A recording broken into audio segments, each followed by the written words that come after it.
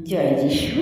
প্রিয় ভাই বোন, আজ আমি জীবন্ত ঈশ্বরের জীবন্ত বাক্য, অমৃত বাক্য, অনন্ত শাশ্বত জীবনের বাক্য নিয়ে আমার ঈশ্বর ভক্ত, ঈশ্বর অনুসারী ভাই বোনেদের কাছে নিয়ে আসতে পেরেছি। কেবল জীবন্ত ঈশ্বরের জীবন্ত বাক্য, অমৃত বাক্য।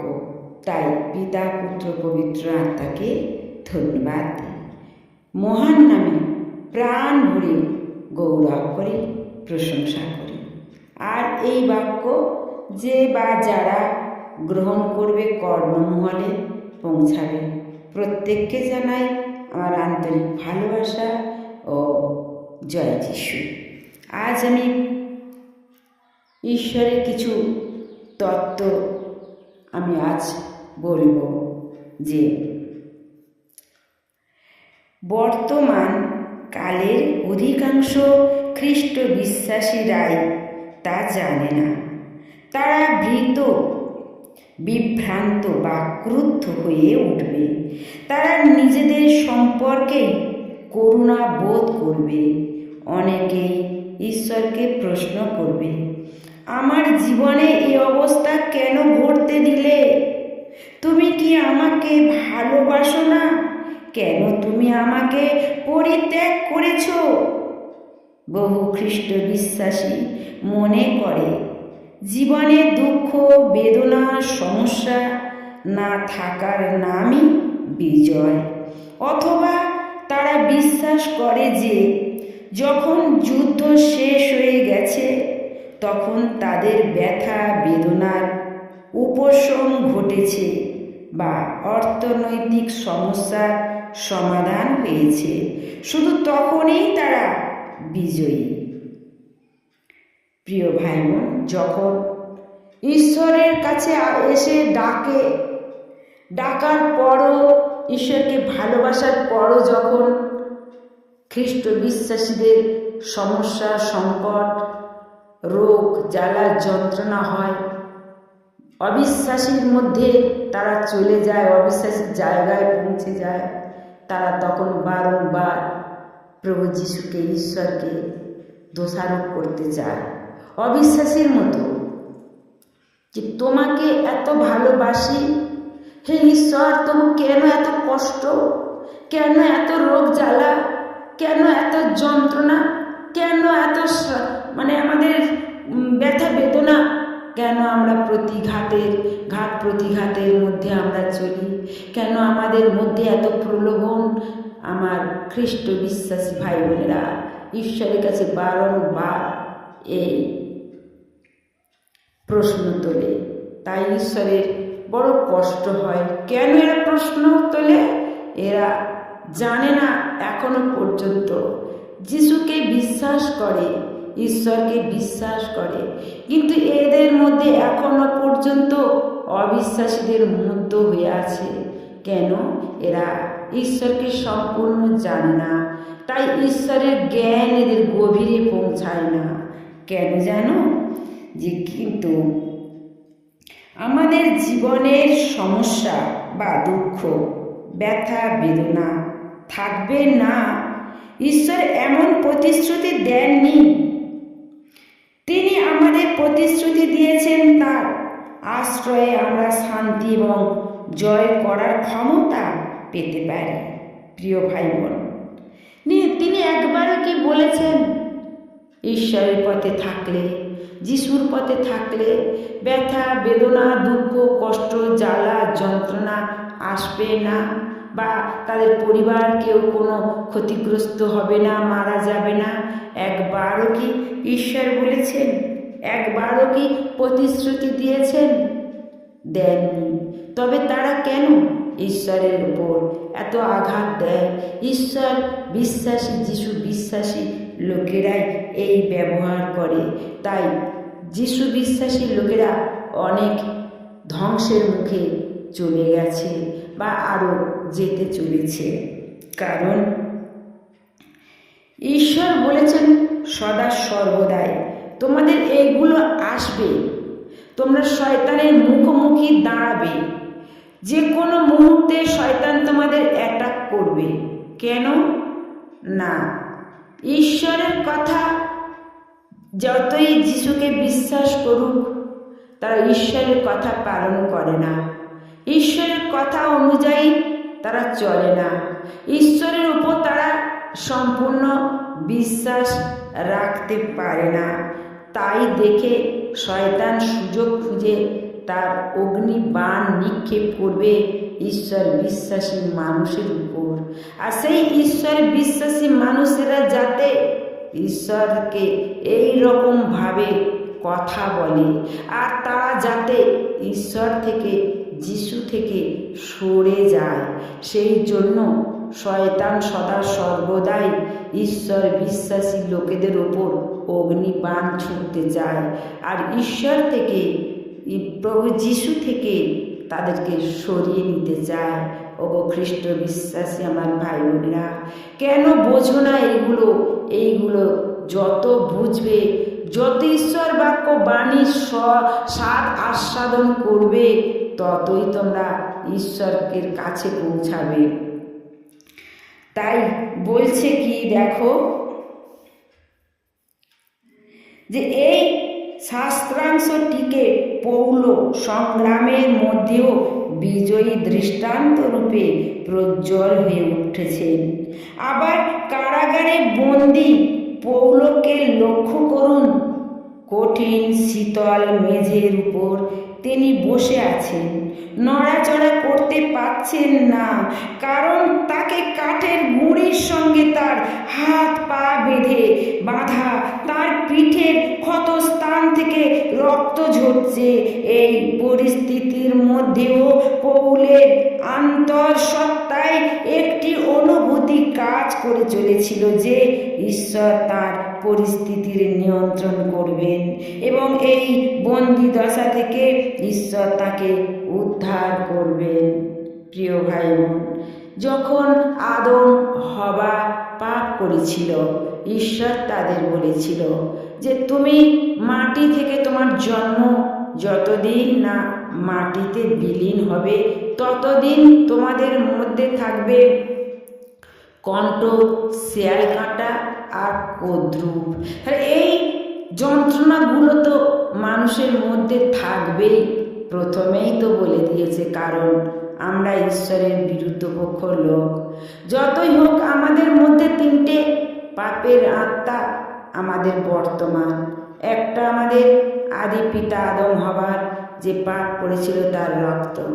দ্বিতীয় আমাদের প্রভু যিশুকে যে পিলাত রাজা, যে জনতা, পিলাত রাজার যে জনতাকে বলেছিল এ তো পবিত্র যিশু, একে যদি আমি মৃত্যুদণ্ড দিই তাহলে সে যে পাপ হবে সেই পাপের বোঝা কে নেবে?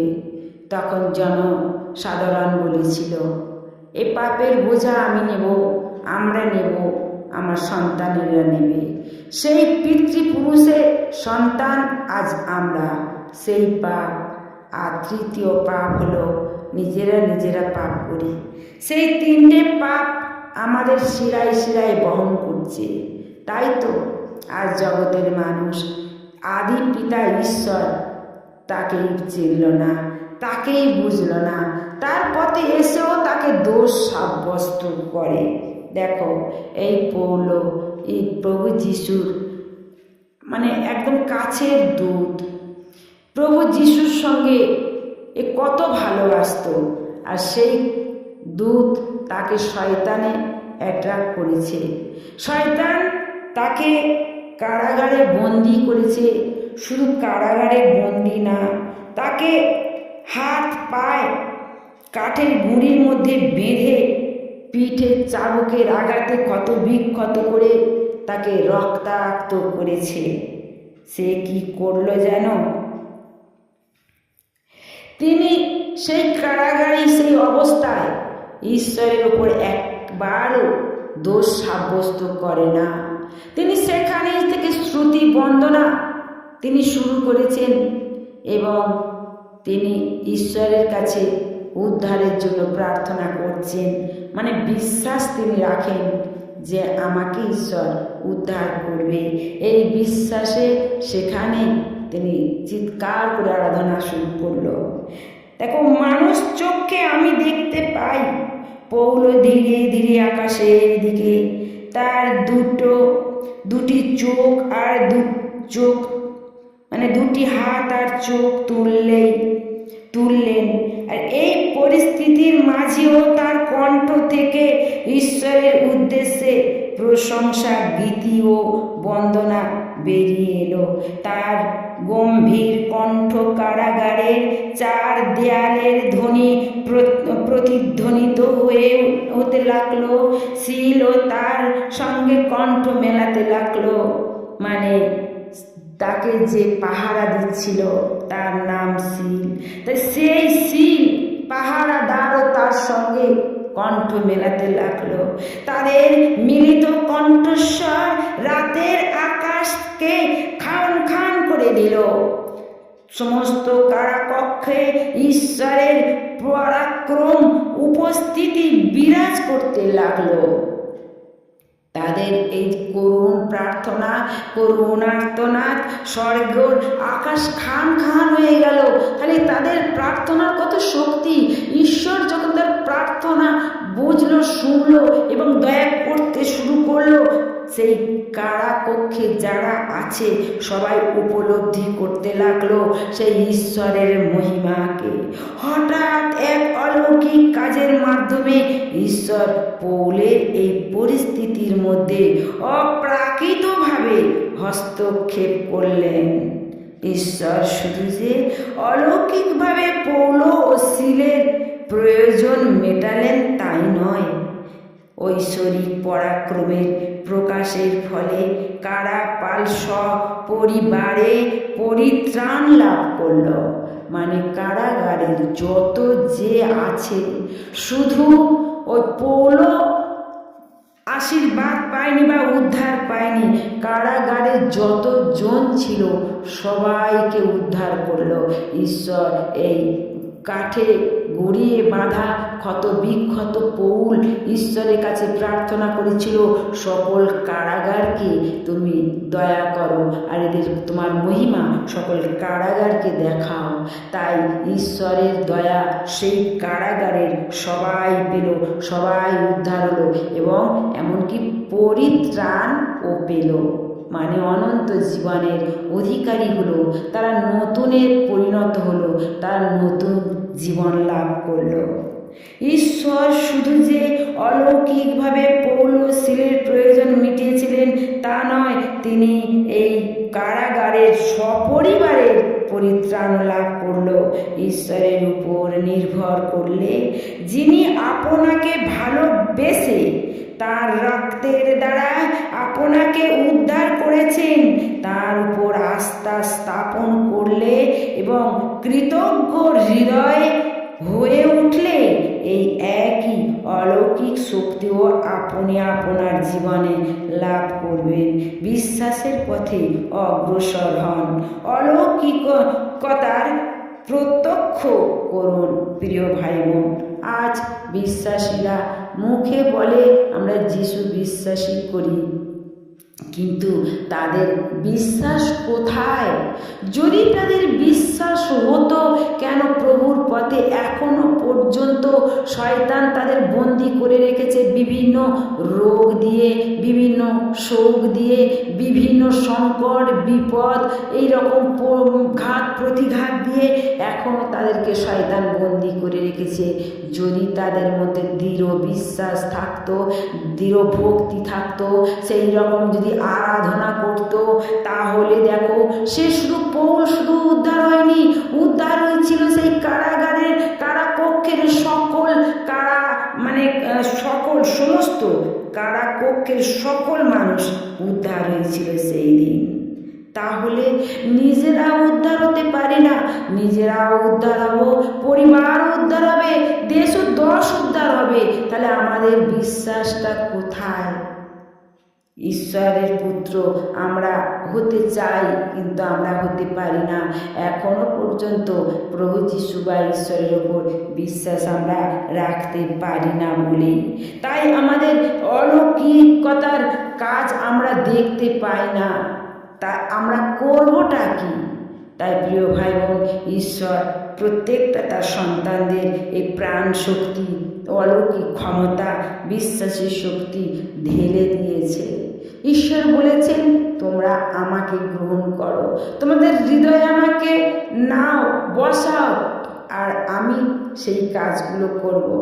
কিন্তু খ্রিস্ট বিশ্বাসীরা হৃদয়ে যত নোংরা কালিমা নিয়ে বসিয়ে রেখেছে, ঈশ্বরের প্রভু যিশুর পবিত্র আত্মাকে সেই রকমভাবে তাদের হৃদয়ে বসাতে পারেনি।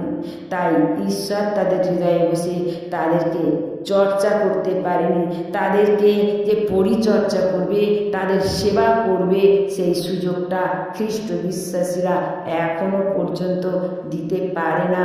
তাই প্রত্যেক খ্রিস্ট বিশ্বাসী বলছে বাক্যে ভাষা ভাষা,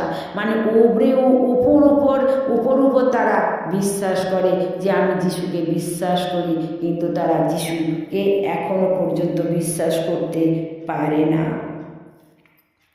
দেখো প্রিয় ভাই বোন, আমাদের যুদ্ধাস্ত্র বিশ্বাসের ঢাল, পরিত্রাণের শিরস্ত্রাণ এবং আত্মার খড়গ।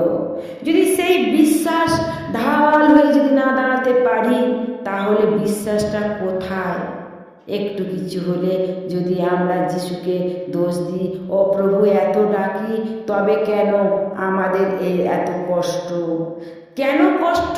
নিজেরা যদি প্রশ্নটা করে নিজেদের কাছে যে আমি ঠিক প্রভুর কথা শুনি তো, আমি ঠিক প্রভুকে প্রার্থনা করি, আরাধনা করি তো, আমি ঠিক প্রভুর বাক্যের ওপরে নির্ভর করি তো, ঈশ্বরের কথা আমরা শুনি তো, আমরা ঈশ্বরের উপরে, যিশুর উপরে আমরা চলি না তো? যদি তারা নিজেরা নিজেদের আত্মার কাছে এই প্রশ্ন করে, তারা নিজেরাই বুঝতে পারবে যে তাদের মধ্যে কত বিশ্বাসের ঢাল, পরিত্রাণের শিরস্থান বা আত্মার খড়গ অস্ত্র নিয়ে তারা ঢাল হয়ে দাঁড়িয়ে আছে। দেখো, অলৌকিক কর্মের প্রাণ শক্তি হলো বিশ্বাস। প্রিয় ভাই বোন, আমাদের যুদ্ধাস্ত্র আমাদের জীবনে যুদ্ধ করে যেতেই হবে। এই জগতে থাকা, বেঁচে থাকাকালীন যুদ্ধে জগতের নিয়ে, আবার আমরা যে মৃত্যুর পরে যে স্বর্গে যাব, সেই স্বর্গে যাওয়ার জন্য এই যে ঈশ্বর লাভ করব, প্রার্থনা করব, ঈশ্বর স্মরণ করব, এই নিয়েও বিভিন্ন মানুষের মতবাদ, বিভিন্ন মানুষের পথ, বিভিন্ন মানুষের বিশ্বাস, এটাও একটা লড়াই, যুদ্ধ আর যুদ্ধ। তাই এই যুদ্ধে আমাদের জয়ী হতে হবে প্রিয় ভাই বোন। তাই এই যুদ্ধ জয়ী হবার জন্য ঈশ্বর প্রত্যেকটা যিশু বিশ্বাসী যারা বিশ্বাস করবে, প্রত্যেকের জন্য ঈশ্বর প্রত্যেককে প্রাণ শক্তি, অলৌকিক কর্মের প্রাণ শক্তি দান করেছে। প্রত্যেকে অলৌকিক কর্মের শক্তি প্রত্যেকে লাভ করবে যদি তারা দৃঢ়ভাবে বিশ্বাস এইভাবে করে।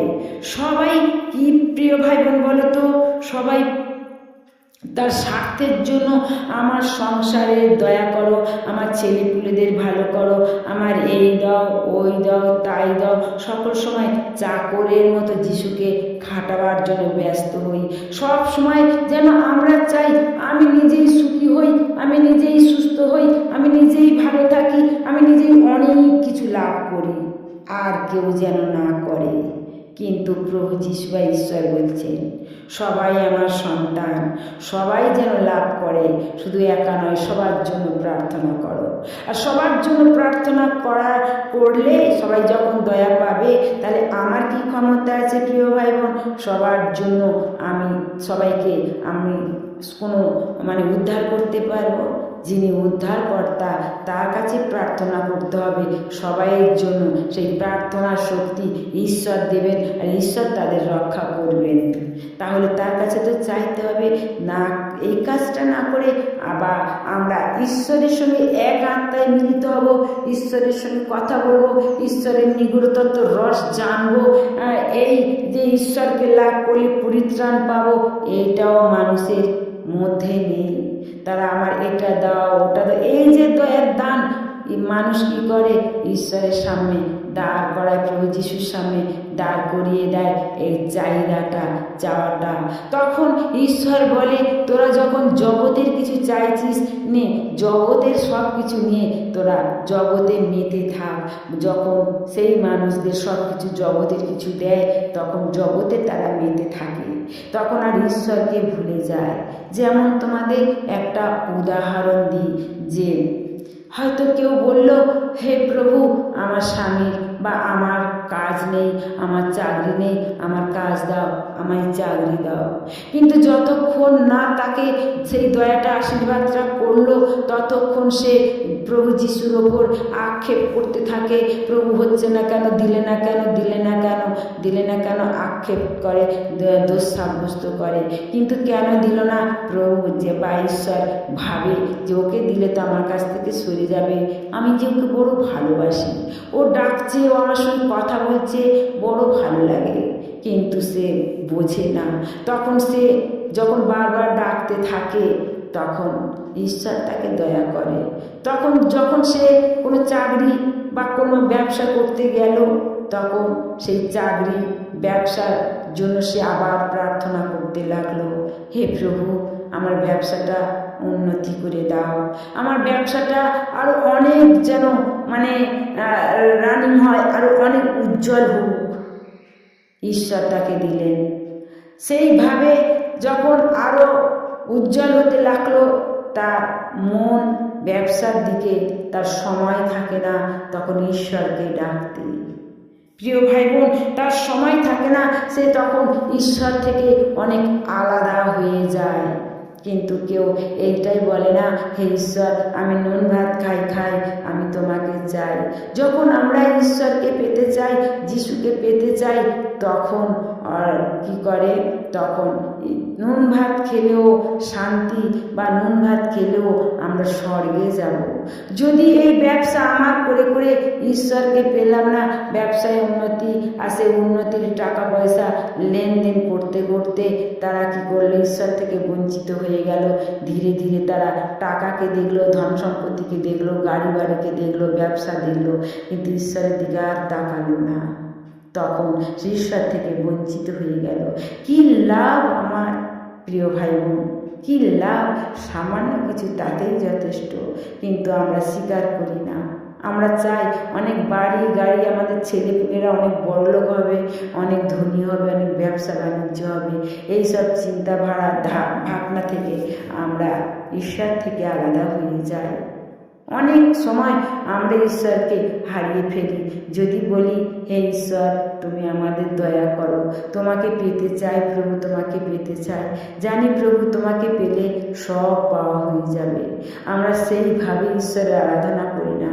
যদি করতাম প্রিয় ভাই বোনেরা, যে ঈশ্বর অলৌকিক কর্মের প্রাণ শক্তি দান করেছেন, তাহলে আমরা সবাই তো সুস্থ কেন থাকা কেন, আমরা সবাই অন্যের প্রতি অলৌকিক প্রাণ শক্তিও আমরা দেখতে পেতাম। কত লোক এখনো পর্যন্ত প্রভু যিশুর পথে থেকে কত যন্ত্রণা পাচ্ছে, রোগে কত সমস্যা সংকট পরিস্থিতির মধ্যে ছটফট করছে।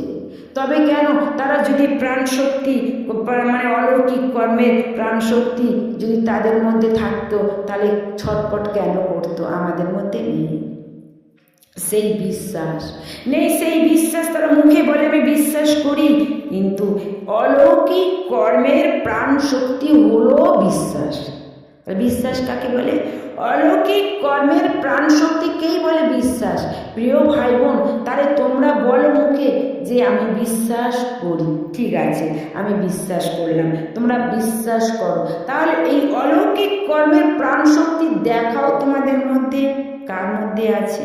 যদি অলৌকিক কর্মের প্রাণ শক্তি যদি থাকতো, তাহলে এত মানুষ কষ্ট যন্ত্রণা পেত না, বিভিন্ন রোগ থেকে এত মানুষের সমস্যার সংকট হতো না। তাহলে সে কেউ না কেউ একজন যদি প্রাণ শক্তি পেত, তাহলে অন্যের প্রতি সেও সেই মহিমা দেখতে পেত, তাহলে তার মধ্যে সেই উজ্জ্বলতা, ঈশ্বরের সেই জ্যোতি তাহলে দেখতে পেত। তাহলে আমাদের কারোর মধ্যে আছে কি? আমাদের কারোর মধ্যে নেই। আমরা প্রভুর কাছে এসেছি নিজের স্বার্থের জন্য। প্রভুর কাছে এসেছি আমার বাড়ি, আমার গাড়ি, আমার ছেলে, আমার সন্তান, আমার ব্যাংক ব্যালেন্স, আমার জায়গা, মানে আমার করি। আবার প্রভু বলেছে যে যা চাইবে আমি বিনা বিচারে দেব। আবার প্রভু বলেছে চাইতে থাকো, চাইতে থাকো, দরজা ঠোকো ঠোকো, দরজা ঠোকো, দরজা ঠোকো। তাই তারা সদা সর্বদাই চাইতে থাকে। যিশুকে চাকর বানিয়ে দেয়। চাইতে চাইতে চাইতে চাইতে যিশুকে চাকর বানানো হয়, যিশুকে চাকরের মতো কাজ করানো হয়, যে যিশু তুমি এইটা দাও, ওটা দাও, সেটা দাও।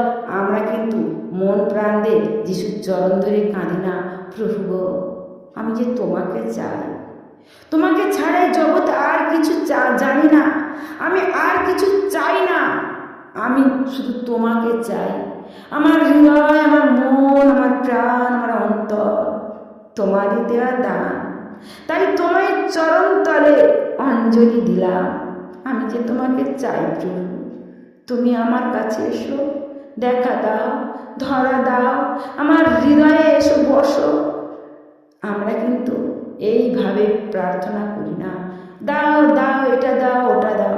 তাই তো আমাদের সেই সুযোগ সব ব্যবহার শয়তান করে, তার অগ্নি বাণ তাদের হৃদয়ে ছাড়ে, আর তারা সদা সর্বদাই কষ্ট যন্ত্রণা পায়। প্রিয় ভাই বোন, এটা হবে কারণ ঈশ্বর এগুলো সব জানত। তাই তো প্রথমে আদম পাপ করার সময় বলেছিল যতদিন মানুষ না বিলীন হবে, এই জগৎ থেকে সরে যাবে পাপে, এই যে মাটি দিয়ে সৃষ্টি, মাটিতেই যতদিন না তার বিলীন হবে, সে ততদিন তার মধ্যে এই জ্বলন, এই দাহন বা এই কণ্ঠ, এই শিয়াল কাঁটা তার মধ্যে প্রবেশ করবে। তাই প্রিয় ভাই বোন, আমরা যত কষ্ট পাই, যন্ত্রণা পাই, কেউ যিশুর চরণ ছিল না। তোমরা চেষ্টা করো যাতে ঈশ্বর চরণতলে আমরা যেন মৃত্যুর পর যেতে পারি। এইটাই চাই ঈশ্বর, এইটাই চাই প্রভু। সেই জন্যই তিনি প্রাণ দিয়েছেন, সেই জন্যই নিজেকে ক্রুশে লম্বা হয়ে শুয়েছে, সেই জন্যই তিনি কাঁটার মুকুট নিজেই পাপী মানুষদের হাত থেকে পড়েছে, সেই জন্যই ক্ষত বিক্ষত পাপী মানুষদের দ্বারাই হয়েছে। যদি তিনি মনে করতেন এইগুলো করাবো না, তাহলে তার গায়ে হাত দেওয়ার ক্ষমতা কারোর ছিল না। যিনি প্রাণ দিতে এসেছেন তার প্রাণ নেওয়ার ক্ষমতা কার? যিনি পবিত্র করাবার জন্য এসেছেন তাকে পাপে লিপ্ত করবার ক্ষমতা কার? যার ক্ষত দেওয়ার জন্য তিনি এসেছেন তাকে নেয়া ক্ষত দেওয়ার ক্ষমতা কার আছে? তিনি আমাদের জন্য, দেশের জন্য, দশের জন্য, আমার জন্য, তোমাদের জন্য, সবার জন্য তিনি এই পরিকল্পনাটা নিয়েছিলেন। আর এই পরিকল্পনাটা তিনি হবে বলেই ঈশ্বরের কাছ থেকে জন্মের আগেই, এই পৃথিবীতে আসার আগেই ঈশ্বর বিধি তার সমস্ত কথা বলে দিয়েছিল। এই পৃথিবীতে এলে তার কি হবে তিনি সব জানতেন। কারণ প্রভু যিশু আদিতে তিনি আদি অন্ত ভূত ভবিষ্যৎ বর্তমান ঈশ্বরের শক্তি, তাই তিনি সব জানতেন বলেই তো এত শক্ত হয়েছিল। তাই আমরা জানি না প্রিয় ভাই বোন, আমাদের সামনে কোন শয়তান, পিছনে কোন শয়তান, ডান দিকে কোন শয়তান, বাঁ দিকে কোন শয়তান, মাথার উপরে কোন শয়তান, পা তলায় কোন শয়তান। মানে ভূমিকম্প হয় সে তো সেখানে, বা কোনো বালু মানে বালির যে চর থাকে তাতে পড়েও মাটির নিচে চলে যায়, বিভিন্নভাবে আমরা শুনি। তাহলে পায়ের নিচে কেউ জলডুবি হয়, পায়ের নিচেও কোন শয়তান আমাদের অ্যাটাক করবে আমরা জানি না। কিন্তু তিনি জানেন যদি আমরা তার উপর ভরসা করি তিনি রক্ষা করবেন। সেই ভরসা আমরা সেই বিশ্বাস করি না।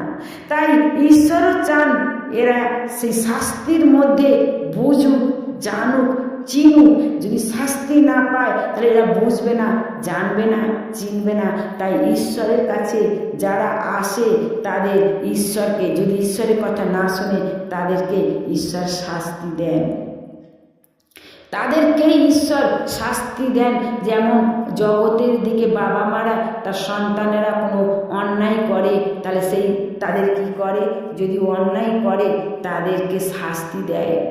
আবার সেই রকম আবার ঈশ্বরও যদি অন্যায় করে তাদের শাস্তি দেয়। কি শাস্তি? এই রোগ শোক জড়া ব্যাধি এইগুলো, যাতে ওরা বুঝতে পারে ঈশ্বরের মহিমা। আবার ঈশ্বর আপন করে কাছে টেনে নেয়। আর যে ওই শাস্তির সময় টলবল করবে, টলে যাবে, থেমে যাবে, সে হারিয়ে যাবে। কিন্তু ওই শাস্তির সময় সে যদি ঢাল হয়ে দাঁড়িয়ে থাকে, ঈশ্বর আমার, তিনি আমার রক্ষা করবেন। যদি ঢাল হয়ে এইভাবে দাঁড়িয়ে থাকে, ঈশ্বর আবার বুকে টেনে নেবে এবং যা সে হারিয়েছে, যা কষ্ট পেয়েছে, শত গুণ সে আনন্দ লাভ করবে। প্রিয় ভাই বোন, বিশ্বাস করো। বিশ্বাসই আমাদের প্রাণ শক্তি। বিশ্বাস যদি না থাকে আমাদের জীবনে ঘটনা ঘটবে না। আর সেই বিশ্বাসটা, সেই ঈশ্বরের এই বাক্যগুলো ঈশ্বরকে অনুভব করতে হয় কি দিয়ে? আমাদের আত্মা দিয়ে। কারণ ঈশ্বর হলেন আত্মা। সেই আত্মাকে বুঝতে গেলে আত্মা দিয়ে বুঝতে হয়। আমরাও তো আত্মা, আমরা এক একজন এক এক রকম আত্মা। তাহলে আমাদের আত্মাকে যদি শক্ত সামন্ত করি, মানে আমাদের আত্মাকে যদি সেই ঈশ্বরের বিশ্বাসে আমাদের প্রাণ শক্তি লাভ করি, তাহলে আমরা ঈশ্বরের অনুভব করব, ঈশ্বরের কণ্ঠস্বর আমরা শুনতে পাবো, ঈশ্বরের সঙ্গে কথা বলতে পারবো, ঈশ্বরের সঙ্গে সময় কাটাতে পারবো। ঈশ্বর আমাদের গভীর থেকে গভীরে তিনি বসবাস করবেন যদি আমাদের ঈশ্বরের কথা অনুযায়ী চলি এবং পালন করি। তাই প্রিয় ভাই বোন, আজ এই পর্যন্ত। তোমাদের সামনে আমি আবার অনেক বাক্য নিয়ে আসছি। তোমরা এই বাক্যের উপর বিশ্বাস করো। বাক্যই সব কিছু, জীবনের সব কিছু করতে পারে। আর যাদের বিশ্বাস নেই তাদের কিছু হবে না। আর যাদের বিশ্বাস আছে, বাক্যের উপর বিশ্বাস করো আর তারা ঢাল হয়ে দাঁড়িয়ে থাকো, নিশ্চয়ই ঈশ্বরের মহিমা দেখতে পাবে। তোমরা ঈশ্বরের পরাক্রম মহিমায় মহিমান্বিত হবে। জয় যিশু। সবাইকে ভালো থেকো, সুস্থ থেকো। ঈশ্বরের আশীর্বাদ তোমাদের মাথায় পড়ুক।